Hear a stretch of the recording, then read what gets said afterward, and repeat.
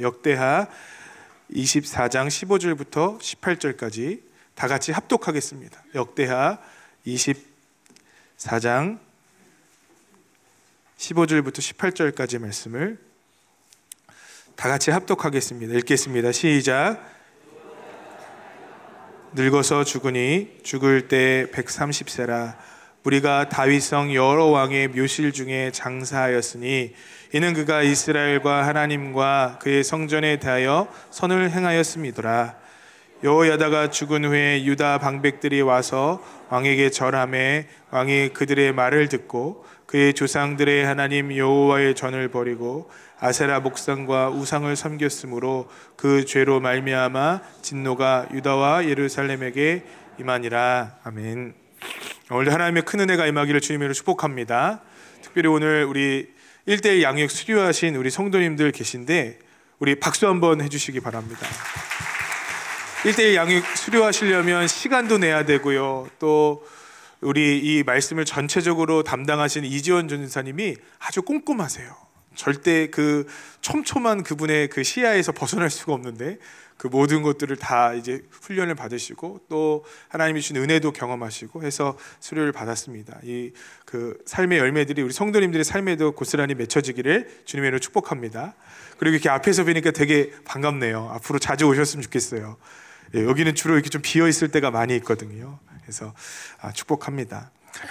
오늘 설교 제목은 혹시 요아스가 아닌가요? 이렇게 제목을 정하려고 했는데 제목이 조금 유치한 것 같아서 일단 뺐습니다. 근데 여러분의 마음속에 혹시 내가 요아스는 아닌지 이렇게 한번 생각해 보시면서 말씀을 들었으면 좋겠습니다. 저는 목사 아들입니다. 목사 아들이다 보니까 어렸을 때 목사 아들이란 이유로 놀림을 많이 당했습니다. 예를 들면 목사가 눈목자에 이렇게 그런 생각을 하나 봐요, 우리 아이들이. 그러니까 한문을 배우고 이렇게 생각을 하겠죠. 너는 눈이 4개야? 뭐 이렇게 얘기를 해요. 그 진짜 재미도 없고 이건 뭐 하자는 건지 하는 생각이 들거든요. 그게 기분이 그렇게 나빠요. 초등학교 때 너는 눈이 4개야? 이런 얘기를 들으면 실제적으로 기분이 나쁩니다. 그럼 사장은 뭐가 4개냐? 제가 이렇게 얘기도 하지만 어쨌든 많은 어려움들이 있습니다. 제가 예전에 교회를 다니면서 가장 힘들었던 비판이 뭐냐면 어떻게 목사 아들이 그렇게 살 수 있냐고 저한테 얘기를 하는 거예요. 여러분, 저 착하게 살았거든요. 근데 제가 조금만 화를 내거나 조금만 소리를 지르거나 하면 너는 어떻게 목사 아들이 그럴 수가 있냐. 한 번은 중학교 점심시간에 어떻게 목사 아들이 너 그럴 수가 있냐라고 얘기를 하는 거예요. 제가 도시락을 바닥에 던져버리고 가서 그 친구랑 한번 싸웠어요. 여러분, 제가요 먹을 거를 던진다는 건 굉장히 과격한 표현입니다. 도시락을 던져버리고 그 친구랑 싸웠어요. 아직도 기억나는 게 너 목사가 어떻게 그럴 수가 있어. 목사 아들이 그럴 수가 있어. 목사 아들이 뭐. 그러고서 아주 한판 싸웠습니다. 제가 그 친구를 치려고 하면 제 주변에 있는 사람들이 저를 막 말리고 그 친구가 저를 때리면 그건 말리질 않더라고요. 그래서 아주 그때 맞은 얼굴이 아직까지 복원이 되지 않아서 조금 부어있는 겁니다, 여러분. 다 아픔의 상처죠. 그게 아직도 기억나요. 제 삶에서 목사 아들이 어떻게 그럴 수 있어. 목사 아들이 어떻게 그럴 수가 있어. 그래서 저는 청소를 하다가도 목사 아들이 어떻게 그럴 수 있어 할까봐 얼른 청소를 열심히 하고 지각도 안 하고 공부도 열심히 해야 되고, 아무튼 제 마음에 그런 불편함과 어려움이 늘 학교 다닐 때 있었습니다. 여러분도 직장 생활하시거나 사회생활 하시면 그런 게 다 있잖아요. 그런 비판을 들을 때마다 누가 또 뉴스에 나왔대. 꼭 저 들으라고 하는 것 같아요. 그런 비판을 들을 때마다 여러분 그 마음에 남고 힘드시잖아요.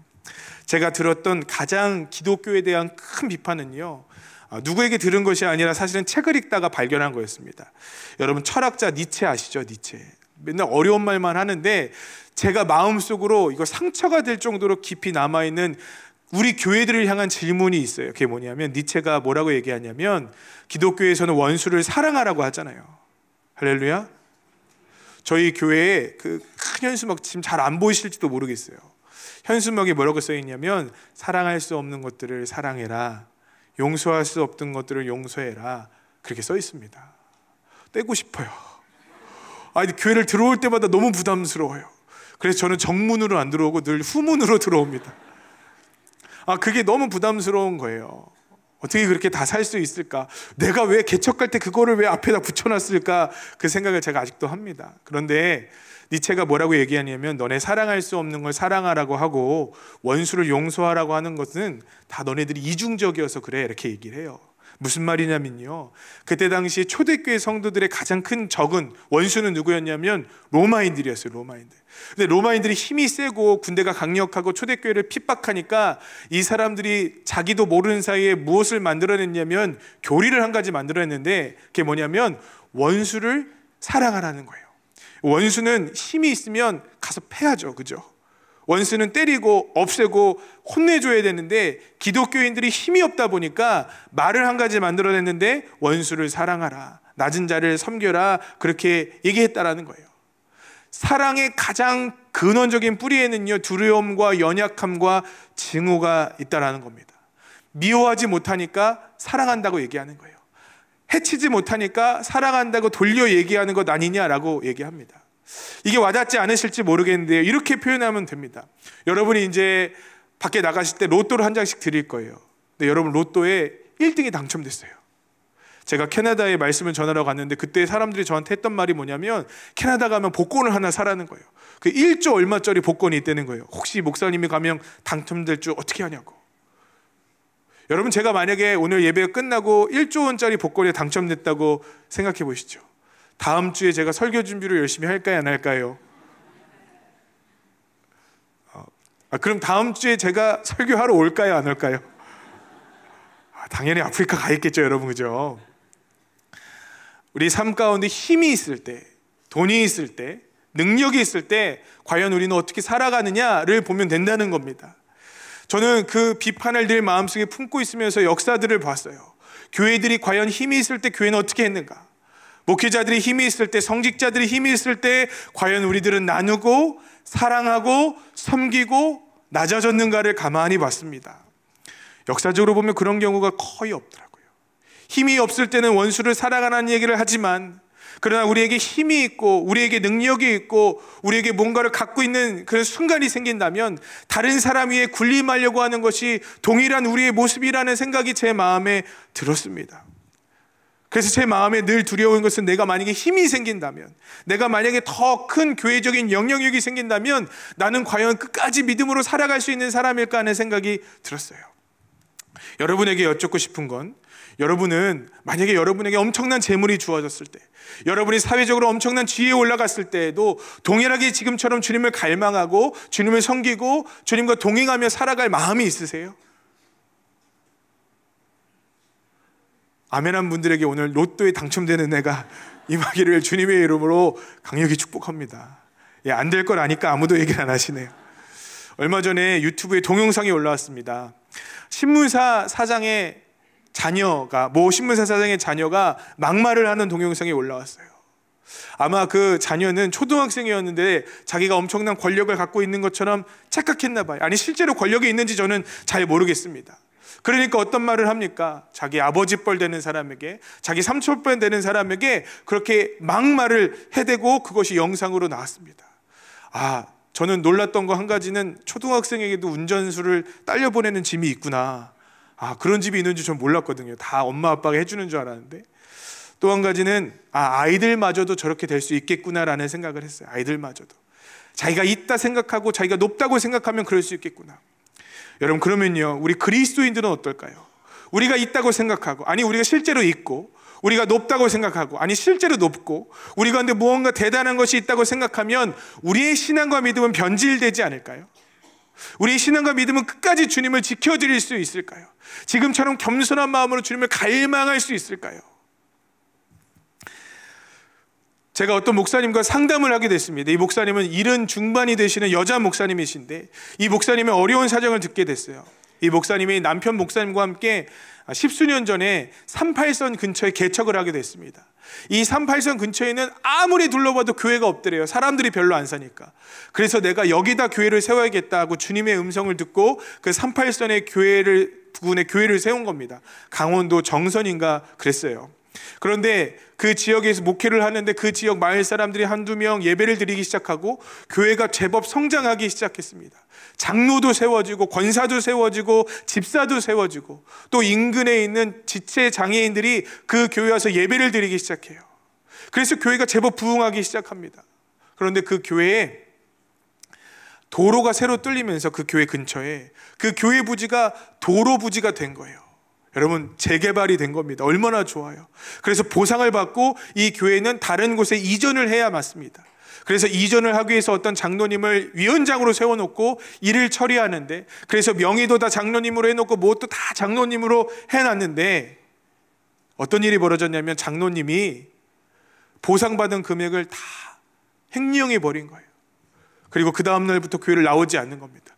교회는 부서졌고 임시로 예배를 드려야 되는데 지금도 컨테이너에서 혼자 살면서 예배를 드리고 계신대요. 눈물이 너무 나서 눈이 짓물릴 정도로 우셨대요. 화병 때문인지 노안 때문인지 모르겠지만 그 목사님도 그 세상을 떠나시고 남겨진 이 사모님 혼자 목회자가 되어서 열심히 목회를 하고 있는데 잘 안 되더래요. 지금도 지체장인 한 70명 정도랑 함께 예배를 드리고 있는, 그것이 교인의 전부가 되어버린 우리 목사님의 이야기를 들으면서 얼마나 속이 상하던지 제가 화가 나갖고 그거 법적으로 가서 따지시지 그래요. 변호사를 사갖고 그거 끝까지 돈을 찾아내갖고 그 집을 망하게 해버리시지 그래요. 제가 그렇게 과격하게 얘기를 했어요. 그랬더니 하나님으로부터 받은 게 뭐냐면 법적으로 하면 안 될 거라는 생각이 들었대요. 그래서 장로님에게 한 번만 더 전화하고 이제 그만 전화해야겠다 생각하고 전화를 했답니다. 장로님, 우리 교회 예배를 못 드리잖아요. 하나님의 것인데 예배를 못 드리잖아요. 그랬더니 그 장로님 뭐라고 얘기하냐면, 나는 이제 예수를 떠났습니다. 나한테 이제 전화하지 마십시오.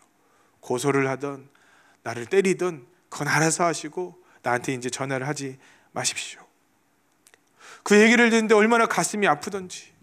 여러분, 장로님이 그 돈 억 원이 될지 1000만 원이 될지 알지 못하겠지만 그것 때문에 예수를 버릴 수 있구나라는 걸 깨달았어요.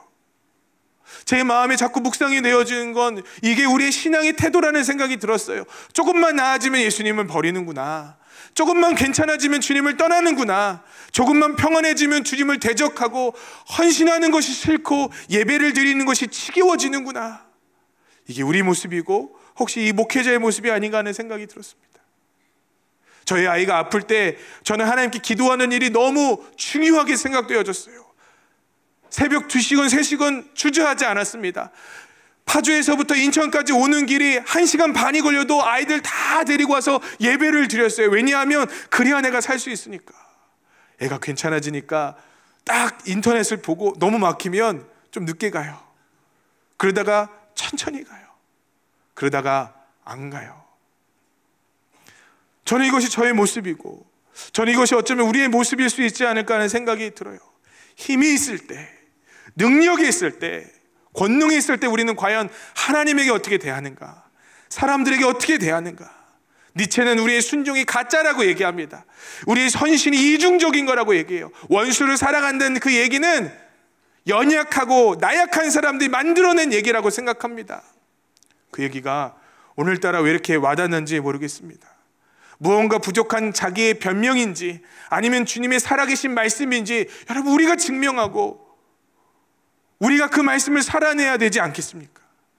오늘 본문 말씀에 보면 요아스 왕이 나옵니다. 이 요아스 왕은 태어날 쯤에 어려움을 당했어요. 아달랴라는 그 할머니가 왕족을 다 죽여버리고 본인이 왕을, 그 나라를 다스리려고 쿠데타를 일으킨 겁니다. 그래서 요아스는 그 고모였던 여호사부앗이라는 여인에 의하여 숨겨지게 돼요. 그리고 그 여호사부앗의 남편은 야다라는 선지자였어요. 제사장. 그래서 제사장이 이 아이를 6년간 잘 숨겨서 키웁니다. 성전에서요. 하나님의 말씀대로 자라고 또 하나님께서 기뻐하신 일을 교육받고 너가 여태까지 왕이 되고 여태까지 하나님께 살려주신 것은 하나님의 은혜다라고 수없이 많이 교육받았을 것입니다. 그리고 여호야단과 그 밖에 있는 유다의 방백들이 목숨을 걸고 이 이달랴와 투쟁을 하기 시작합니다. 그래서 이 요아스를 7살 때 왕으로 앉혀놨어요.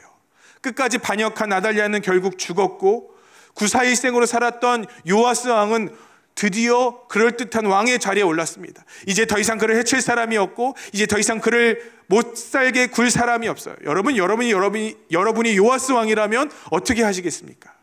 여러분이 구사일생으로 왕이 되었고 하나님의 은혜로 목숨을 건졌고 그래서 이 안에 하나님을 향한 사랑과 갈망이 있으니까 끝까지 우리의 믿음을 지킬 것 같잖아요. 그런데 문제는요, 여호야단이라는 자기의 멘토가 죽고 자기를 그동안 말씀으로 다스리고 양육하던 선생이 죽고 난 다음 일어났어요. 우리 역대하 24장 18절부터 19절을 다 같이 읽어보겠습니다. 18절 19절 읽겠습니다. 시작.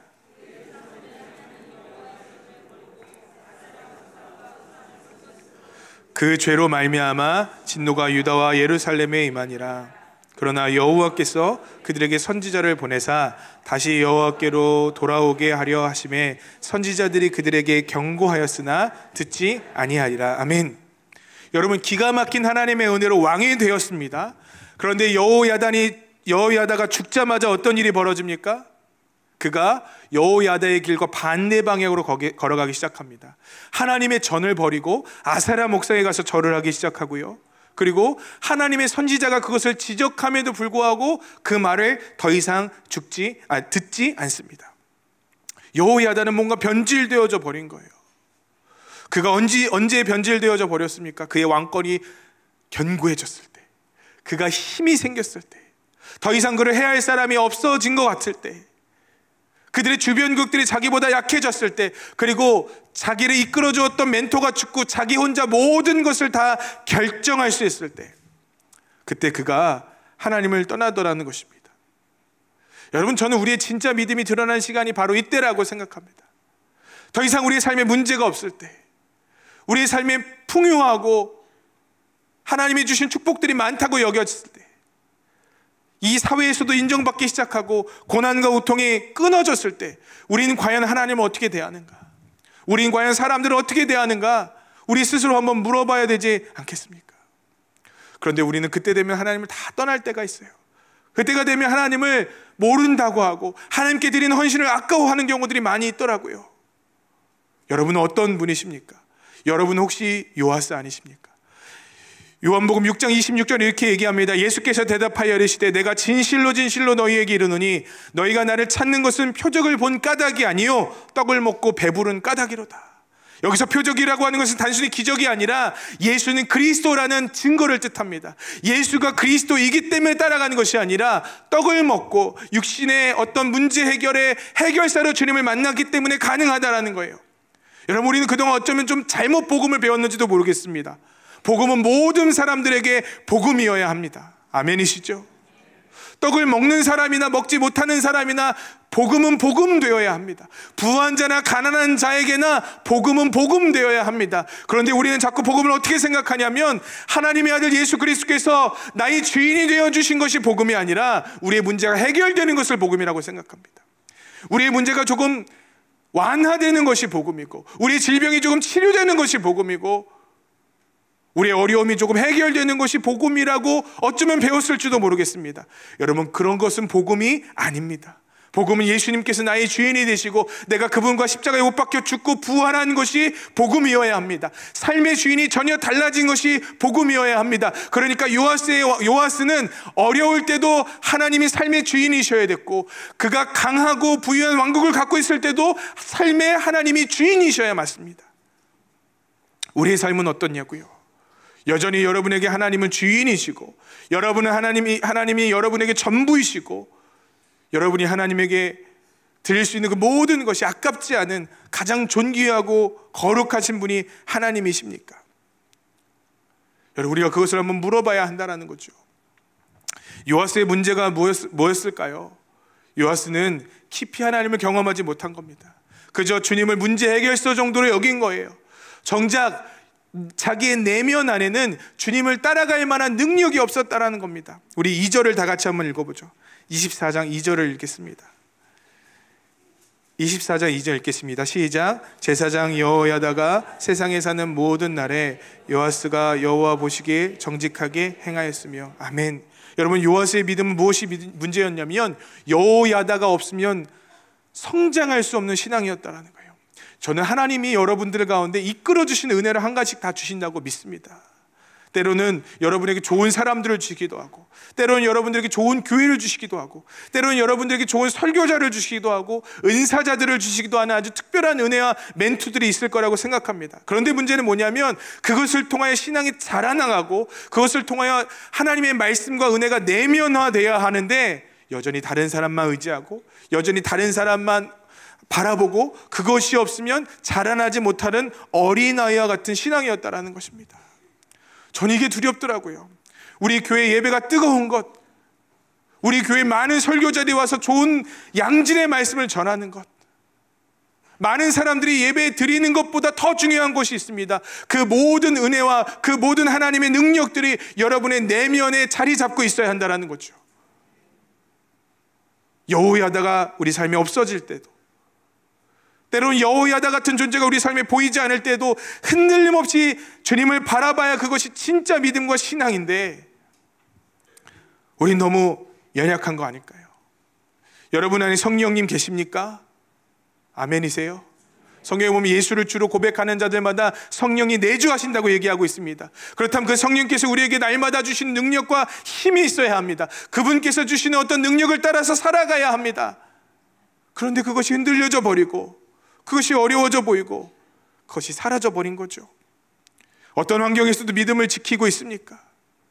여러분, 우리 내면 안에 우리 주님이 주신 능력들이 있어야 살아갈 수가 있어요. 어쩌면 우리 자녀들이 지금 요아스가 되었는지도 모르겠어요. 부모와 함께 교회는 다녀요. 그런데 아이들 마음속에 내가 대학만 가봐라, 내가 직장만 다녀봐라, 내가 가정만 가져봐라, 내가 자녀만 낳아봐라, 내가 이놈의 교회 다니나 봐라 라는 마음이 혹시 여러분의 자녀들에게 있을 수 있지 않을까요? 자녀들에게 단순히 교회만 나오는 정도가 아니라 그 마음 가운데 여호야단의 법칙이 내재되어 있어야 한다는 겁니다. 나중에 알면 너무 늦어버리는 거죠. 제가 얼마 전에 아주 충격적인 이야기를 들었어요. 제가 어디 단체라고 말씀드리지 않을게요. 모든 대학마다 그 선교단체가 있었어요. 그런데 그 선교단체가 서울에 이제 딱 2개 남았대요. 2개. 서울에 대학교가 얼마나 많습니까? 서울에 얼마나 유명한 대학교들이 많습니까? 때로는 복음을 위해서 막 장승을 찍어버린 대학도 있고요. 여러분, 이전에 서울대학교에 장승이 있었을 때 누가 가서 그 톱으로 잘라버렸대요. 저희가 안 그랬습니다, 여러분. 선교단체에서 그걸 했대요. 제가 깜짝 놀랐어요. 옛날에 그런 사람들이 있었어요. 한 번 모이면 3,000명씩 모였대요. 연합으로 모이면. 근데 지금은 300명 모일까 말까. 그 선교단체, 그 많은 대학들 중에 2개 남았대요. 2개. 요아스가 되어져 버렸어요. 누군가 지시하고 예수를 믿어라고 얘기할 때는 교회를 다니는 것 같았지만 내면 안에 주의 말씀이 심겨지지 않은 거예요. 어쩌면 요아스가 우리의 모습일지도 모르겠습니다. 내 자신의 모습, 뜨겁게 와서 예배를 드린 것 같으나 조금만 환경 틀어지고, 조금만 나에게 뭐라고 하는 사람이 있으면 무너지고 자빠지고 실족하여 넘어지는 경우가 얼마나 많은지 모릅니다. 내가 급하다라는 김정아라는 분이 쓰신 책이 있습니다. 이 김정아라는 분이 사역을 하면서 어떤 분들을 보냐면 많은 그리스도인들을 보는데 다 제각기 변명과 사연이 있더라는 거예요. 왜 더 기도 안 하십니까? 저 나름 기도 열심히 하는데요. 왜 열심히 예배 안 드리십니까? 저 나름 열심히 예배를 드리는데요. 이분이 이름을 붙였어요. 나름 복음이라고. 따라해 보시겠습니다. 나름 복음. 여러분, 이 나름이란 단어가 붙어 있으면 다 용서가 돼요. 나름 예배를 잘 드리고 계시죠? 그죠? 할렐루야. 나름 기도 생활을 열심히 하고 계시죠? 나름 뭔가 잘 하고 계시죠? 이 나름이라는 단어 뒤에 가만히 보니까 여지들이 있더라는 거예요. 세상과 연합할 수 있는 여지, 세상에 남겨진 여지들이 있는 거죠. 요새 신앙생활 열심히 하십니까? 나름 열심히 합니다. 저는 그 나름이 아주 긍정적인 의미이기를 바랍니다. 그런데 요즘에 자꾸 제 마음에 그런 마음이 들어요. 원브란트라는 목사님이 계셨어요. 이 목사님 공산주의권에서 14년간 고난당하시고 어려움 당하시는 목사님이셨는데, 이 원브란트 목사님이 고난을 다 당하고 복음을 전하면서 뭐라고 얘기하냐면 교회들을 향해서 지하교회를 준비하십시오 이렇게 얘기를 하는 거예요. 여러분, 제가 오늘 인터넷 유튜브에 대고 지하교회를 준비하십시오 라고 얘기하면 아마 그 아래 댓글이 달릴 겁니다. 저 사람 또 이상한 사람이네, 저 사람 미친 사람이네. 근데 여러분, 저는 이 말만큼 정말 준비되어 있는, 정말 미래를 보는 단어가 없다고 생각해요. 단순히 지하에다가 숨겨져서 예배를 드리라는 의미가 아니라고 생각해요. 수없이 많은 문화적인 공격과 세상적인 유혹이 있는데 그것을 대비할 만한 강력한 교회들이 준비되었어야 되고 강력한 신앙과 믿음이 준비되어졌어야 되는데, 우리 그냥 예배 보는 것과 하루 일주일에 나와서 예배 드리는 것에 만족한 거 아닌가 하는 생각이 드는 겁니다. 제가 지난주에 일본 다녀왔습니다. 아주 세계적인 종이 됐어요, 여러분. 복음을 전하러 갔느냐, 그건 아니고요. 일본에서 아시안엑스라는 선교 대회가 열렸는데 제가 너무 궁금한 주제들이 있어서 제가 그냥 얼른 갔다 왔습니다. 이 일본 사람들이 모여서 일본 복음화에 대해서 논의를 했는데요. 복음화에 대해서 논의를 하다가 제가 충격적인 데이터를 봤어요. 일본의 복음화율이 높을 때 얼마였냐면 0.9%였대요. 0.9%. 놀라지도 않으시네요, 여러분. 그러니까 100명이 있으면 한 명 있을까 말까 한 거예요, 여러분. 그래도 한 명이라고 치죠. 0.9%니까. 그런데 이게 한 5, 6년 전 통계인 것 같습니다. 지금 일본의 복음화율이 어떻게 되냐면 0.4%래요. 0.4%. 충격을 받았어요. 점점 줄어드는 정도가 아니라 소멸하고 있더라고요. 여러분, 이게 저는 일본 얘기가 아니라고 생각합니다. 우리 청소년들의 복음화율이 몇 퍼센트인 줄 아세요? 2%예요, 여러분. 2%면요 미전도 종족이에요. 2%면요 선교사가 필요한 종족이라고요. 2% 미만에 있는 교회, 한국 교회들이 그렇게 선교사를 보냈는데 우리 자녀들과 청년들이 지금 2% 미만이 되어져 가고 있는 겁니다. 우리들은요, 우리는 정말 리얼 크리스찬인가, 정말 그리스도인인가 한번 생각해 볼 필요가 있지 않을까요? 복음화율이 이렇게 많다고 얘기하지만 정말로 주님 앞에 헌신되어지고 여러분, 주님 앞에 준비되어져 있는 그리스도인들은 얼마나 될까? 이렇게 세상적인 공격들이 오고 세상적인 어려움들이 올 때 과연 믿음을 지켜낼 만한 강하고 준비되어 있는 그리스도인들은 과연 몇 프로나 될까 하는 마음의 두려움이 있는 거예요. 여러분, 우리에게는요 무장된 그리스도인들이 필요합니다. 그냥 교회만 다니는 요아스가 필요한 것이 아니라 내면 안에 그리스도의 그 말씀과 그리스도의 능력과 그리스도의 생명에 있는 진짜 그리스도인들이 필요합니다. 누군가가 먹여주며 여호야단이 필요한 그리스도인들이 아니라 자기 스스로가 은혜의 샘물을 파서 하나님의 은혜를 공급받을 수 있는 준비되어진 그리스도인들이 필요합니다. 우리 안에 과연 무엇이 있냐고요, 여러분. 주님께서 여러분 가운데 일하고 계십니까? 주님께서 여러분을 다스리고 계십니까? 주님께서 여러분을 통치하고 계십니까? 그것이 준비되어져야 합니다. 예배 드릴 때 은혜가 넘쳤는데요가 아니라 내 모든 삶 가운데 주님께서 역사하셔야 맞는 거라는 거죠. 기도의 용사 리즈 하워즈라는 사람이 있습니다.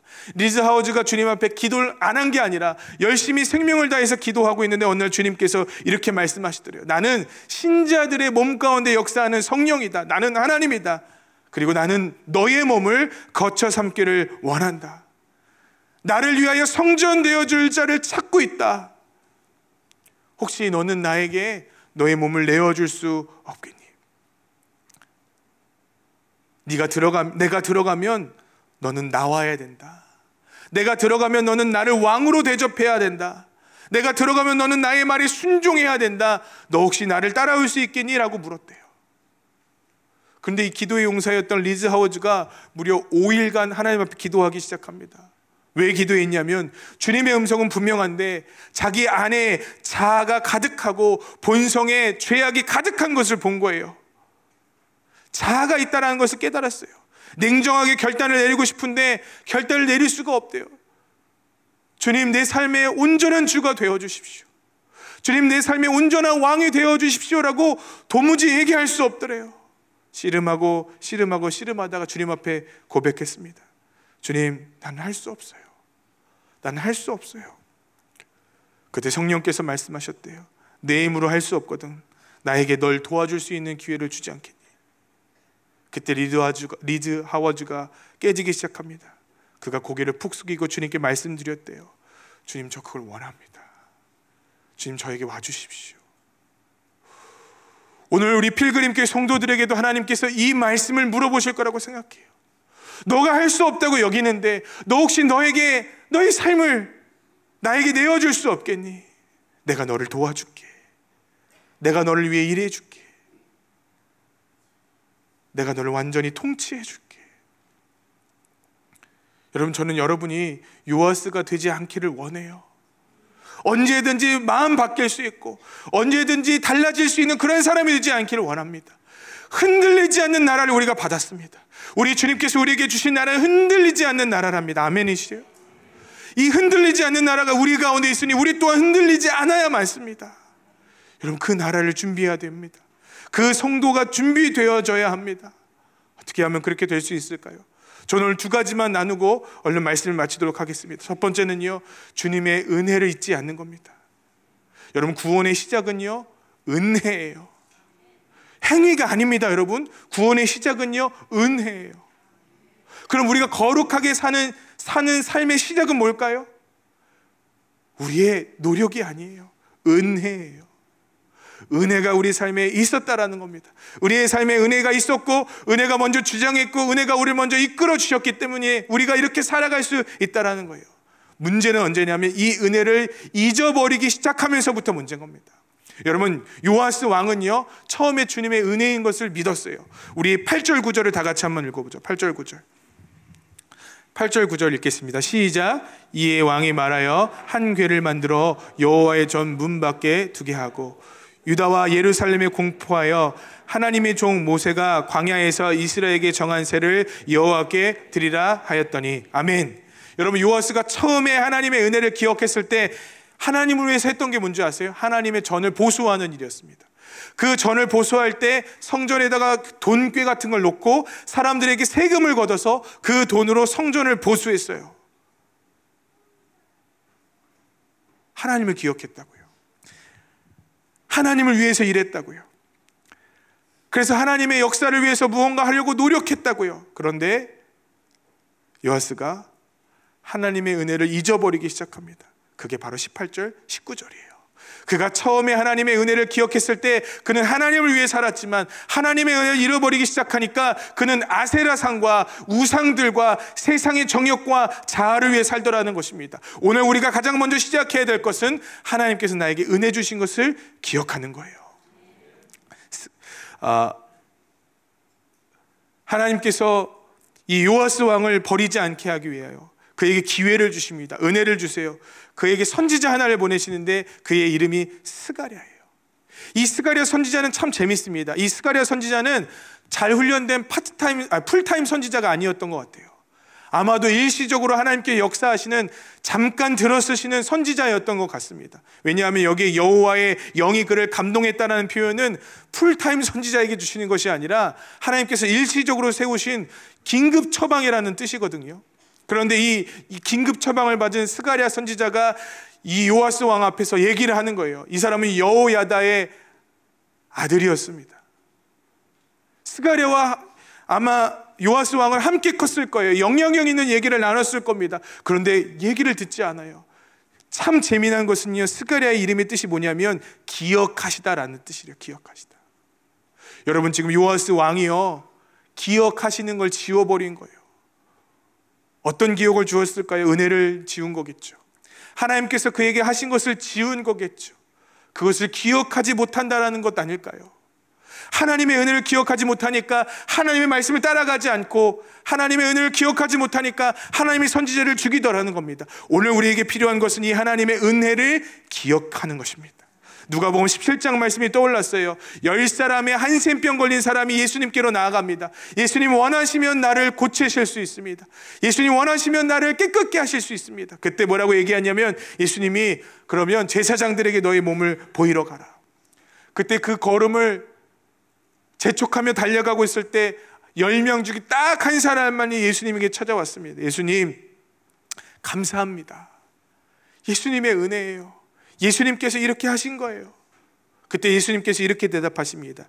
예수께서 대답하여 이르시되 10사람이 다 깨끗함을 받지 않았느냐? 그 9은 어디 있느냐? 오늘 저와 여러분에게 하시는 이 음성을 들으시길 바라요. 9은 어디 있느냐? 여러분, 오늘 우리가 은혜를 끝까지 지키는 방법은 한 명이 되어지는 겁니다. 하나님의 은혜를 기억하고 예수의 발 앞에 엎드려 감사합니다라는 고백을 끊임없이 기억해낼 수 있는 그 한 명이 우리 가운데 필요하다라는 거예요. 그 은혜를 기억하고 있으면 이길 수 있어요. 그 은혜를 기억할 수 있으면 끝까지 승리할 수 있는 능력이 임한다고 믿습니다. 두 번째로는요, 주님의 은혜를 더욱 갈망해야 돼요. 무슨 말이냐고요? 주님의 은혜를 알지만 여러분, 안다고 다 그 길 걸어가는 거 아니더라고요. 제가 얼마 전에 늘 말씀드리잖아요. 문자가 하나 왔어요. 우리 회원님의 회원권이 종료가 되었습니다. 더 이상 말씀드리지 않겠습니다. 헬스 회원권을 제가 1년을 끊었는데 1년이 그렇게 빨리 지나가는 줄 몰랐습니다. 아마 연말에 제가 결단했던 것 같아요. 그래, 오늘 우리 성도님들께 내년에는 샤프한 모습으로 설교해야지. 제가 마음만 샤프해지고 더 풍성해졌어요. 안다고 다 걸어가는 건 아닌 것 같아요.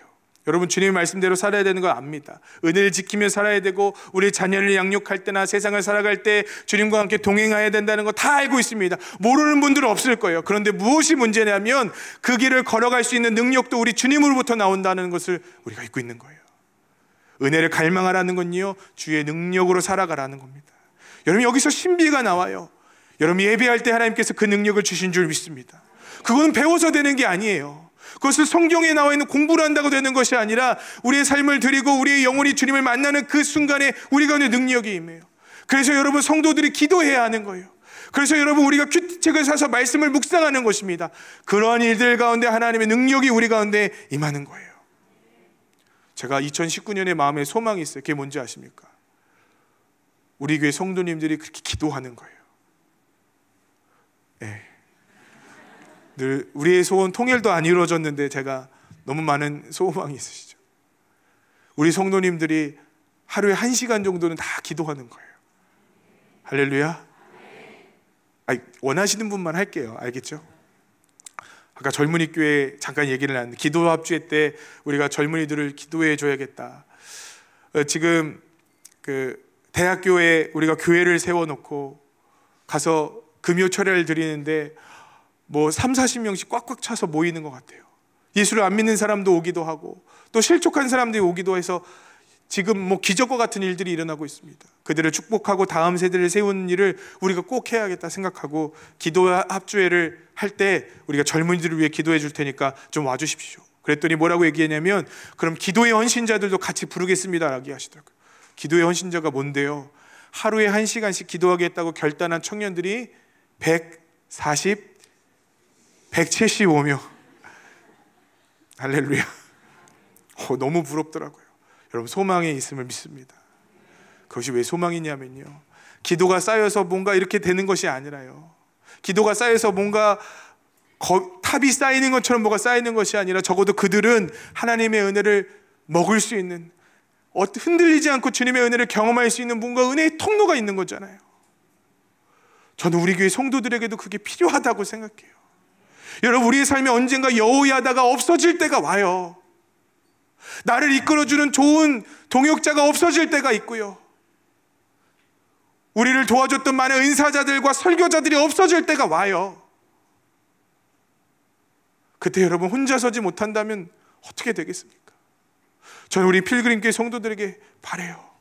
여러분, 은혜의 샘물을 파시기를 주님의 이름으로 축복합니다. 여러분의 은혜의 샘물을 파셔야 합니다. 여러분이 주님과 교제하고 만날 수 있는 그 자리를 만들어 놓으셔야 합니다. 여러분, 설교자에게 의존하지 마십시오. 여러분, 유튜브에 여러분의 신앙의 모든 것을 다 걸지 마십시오. 어떤 한 인사자에게 여러분의 신앙의 모든 것을 다 맡겨놓지 마십시오. 언젠가 그 모든 것들을 사단이 끊을 때가 옵니다. 우리 주님과 우리가 만나 교제하고 주님이 주신 은혜를 경험하고 그 샘물을 먹으며 견뎌내야 될 때가 여러분 분명히 와요. 여러분, 그때를 준비해야 되지 않겠습니까? 그때를 우리가 예비해야 되지 않겠습니까? 그게 믿음의 성도들의 모습 아니겠습니까? 우리 자녀들에게도 그것을 가르쳐 주십시오. 그들이 스스로 주님을 만나고 그들이 스스로 주님과 교제할 수 있는 그 자리를 반드시 만들 수 있도록 해주십시오. 유아스처럼 넘어지지 않도록 해주십시오. 기회가 되고 내가 능력만 되면 주님을 과감하게 버리는 그런 사람이 되지 않도록 여러분 함께 눈물로 기도하며 씨를 뿌려야 할 때입니다. 이 연말에 우리가 기도하며 다음 해를 준비하길 원해요. 믿음의 용사들이 이 가운데 일어나야 합니다. 주님을 바라보는 성도님들 되시기를 주님으로 축복합니다. 일본에 가서 너무 좌절이 되고 절망했는데 한 목사님을 만났어요. 이 목사님은 40대 중반쯤이 되는 목사님이신데, 이 목사님이 인도에 지금 일어나고 있는 부흥운동을 보고 너무 감동하신 거예요. 지금 인도에서는요, 단기 선교팀이나 아니면 거기에 훈련받은 사역자들이 복음을 한 번도 들어보지 못한 종족들에게 막 가서 복음을 전해요. 빵 주지 않고 사역한다고 뭐 하지 않고 복음만 전한대요.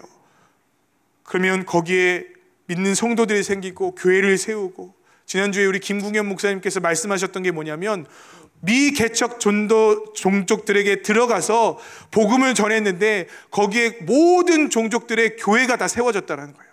물론 복음을 끝까지 들어야 될 많은 사람도 있지만 어쨌든 그 자리들마다 예수를 믿는 그리스도인들이 한 명씩은 있더라는 거예요. 한 명씩은. 그 일을, 그 사역지를 그렇게 만들어졌다는 거예요. 김궁현 목사님과 그 사역팀들이. 그게 너무 제가 도전이 돼갖고 일본까지 쫓아갔어요. 그래서 좌절하고 있는데 동일하게 그 사역을 봤던 한 일본 목사님이 도전을 받고 복음을 전하기 시작하는 거예요. 집집마다 찾아다니면서 복음을 전했는데 1명, 2명, 3명 복음을 전해도 이 사람들이 뭐 듣겠습니까? 여러분 다 전도해 보셨죠? 그죠? 할렐루야. 이게 안 될 거라고 우리는 시작도 안 하잖아요. 그런데 1000명을 전도하니까 1명이 예수님 영접하더래요. 그래서 이분이 몇 명한테 전도했는 줄 아세요? 4000명에게 전도했대요. 그랬더니 4명이 주님 앞에 돌아왔대요. 뭐라고 얘기하냐면 일본도 하니까 돼요. 일본도 1000명만 전도하니까 1명이 돼요. 이 목사님은 소망이 생기신 거예요. 그래서 뭐 하면 안 되지만 누구 이렇게 욕하고 지나가고 부끄럽게 하고 지나가도 하나 둘 셋 이러고 지나가시는 거 아니에요. 제가 그게 너무 도전이 되는 거예요. 어떻게 저렇게 좋은 목사님이 계실까. 그래서 제가 하면 안 되는 약속을 했어요. 저희가 기회가 되면 단기팀을 보내드리겠습니다. 특별히 제가 청년들로 보내드리겠습니다. 굳이 상의하진 않았습니다. 얼마나 좋아요 여러분. 우리가 1000명 할 거 한 200명만 가서 일주일 동안 200-300명만 해드리고 오면 그 목사님은 700명만 하면 되잖아요. 그럼 여러분 300명 되게 어려워요. 우리가 300명만 해주면 그분 700명만 하면 되잖아요. 그래서 제가 우리 그 목사님 보내드리겠다고, 우리 선교팀 한번 보내드리겠다고 그렇게 제가 일단 부탁은 드렸어요. 어떻게 받을지 안 받을지는 제가 잘 모르겠습니다. 제가 너무 도전이 되는 건 뭐냐면요, 이 일본 목사님이 우리도 하니까 돼요. 주님 능력 있어요. 복음을 전할 때 능력이 나타나요 라고 고백하시는데 제가 너무 감동스럽더라고요. 저는 이런 역사가 우리 필그림에게 일어나길 바랍니다. 목사님 기도하니까 정말 돼요. 말씀이 정말 능력이 있어요. 예배가 정말 권능이 임하는 자리예요 라고 고백할 수 있는 우리 성도님들이 되시기를 주님의 이름으로 축복합니다. 그 누가 얘기했던 어떤 다른 사람이 하나님이 아니라 여러분이 하나님을 만나시고 흔들리지 않는 믿음을 소유해야 할 때입니다.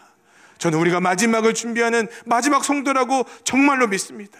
지하교회를 준비해야 되는 성도들이라고 믿습니다. 지하교회라는 것이 단순히 도망다니며 숨어서 예배를 드리는 것이 아니라 이제 정말 삶의 곳곳에서 삶의 유혹들과 세상의 어려움들과 싸워 이길 수 있는 믿음의 용사들이 일어나야 되는 시대라고 믿습니다. 성도님들 이제 주님 앞에 나아가는 길밖에 없어요. 주님을 만나는 특별하게 빠른 방법이 있지 않습니다. 기도의 원리 1, 2, 3 저는 절대로 합니다. 여러분 주님을 만나는 무슨 세미나 저는 죄송하지만 절대로 안 믿어요. 주님을 만나는 방법 중에 그런 쉽고 편한 방법은 없습니다. 여러분이 눈물로 기도의 우물을 파는 것밖에 없어요. 여러분이 헌신함으로 예배를 드리는 것밖에 없어요. 여러분의 시간과 공간을 내어 말씀을 묵상하는 것밖에 없어요. 그것밖에 우리 영혼을 살릴 수 있는 방법이 뭐가 있습니까? 여러분이 직접 주님 만나십시오. 우리 그 2018년의 마지막을 맞는 저와 여러분 되시기를 주님으로 축복합니다. 우리 이 찬양과 함께 기도했으면 좋겠어요. 주만 바라볼지라. 여러분 그 일본 목사님의 그 감격을 우리 가운데 느꼈으면 좋겠어요. 주님을 바라봤더니 주님께서 열매 맺게 하셨습니다. 우리 주님을 바라보고 1000명을 만났는데 1명이 돌아왔던 것처럼 목사님 1000시간을 기도했더니 주님께서 역사하셨어요. 1000번의 간절한 예배를 드렸더니 정말 예배의 능력이 뭔지 알아요. 내 자녀를 위해 1000번을 권면했더니 내 자녀가 주님께 돌아왔어요. 여러분, 이러한 역사가 우리 가운데 일어나야 되지 않겠습니까?